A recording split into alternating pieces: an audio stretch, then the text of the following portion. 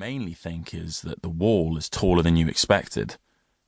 Of course, you've seen it before, in real life and in pictures, maybe even in your dreams. That's one of the things you learn on the wall, that lots of people dream about it, long before they're sent there. But when you're standing at the bottom looking up, and you know you're going to be there for 2 years, and the best thing that can happen to you in those 2 years is that you survive and get off the wall, and never have to spend another day of your life anywhere near it, then it looks different. It looks very tall and very straight and very dark. It is. The exposed concrete stairs look steep and slippery. They are. It looks like a cold, hard, unforgiving, desperate place. It is. You feel trapped. You are. You are longing for this to be over. Longing to be somewhere else. You would give anything not to be here. Maybe, even if you're not religious, you say a prayer, out loud or under your breath. It doesn't matter, because it doesn't change anything. Because your prayer says, please, please, please let me get off the wall. And yet there you are, on the wall. You start up the steps. You've begun your life on the wall. I was shaking as I went up the stairs. I'd like to think it was from the cold, but it was probably half that and half fear. There was no guardrail, and the concrete was more and more damp as I climbed. I've never been good with heights, even quite low ones. It crossed my mind that I might slip and fall off, and that thought grew as I got higher up. I'm going to fall off and split my head open and die, and my time on the wall will be over before it's even begun, I thought. I'll be a punchline. Remember that idiot who... But if that happens, at least I'll be off the wall. At the top, I got to the guardhouse. Light was coming through a frosted window. I couldn't see in. I didn't know where to go or what to do, but there were no other options, so I knocked. There was no reply. I knocked again and heard a noise and took that as a sign to go in. I stepped in, and a wave of warmth flooded over me.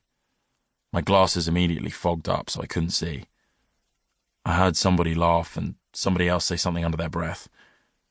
I took my glasses off and squinted around. The room was an undecorated concrete box.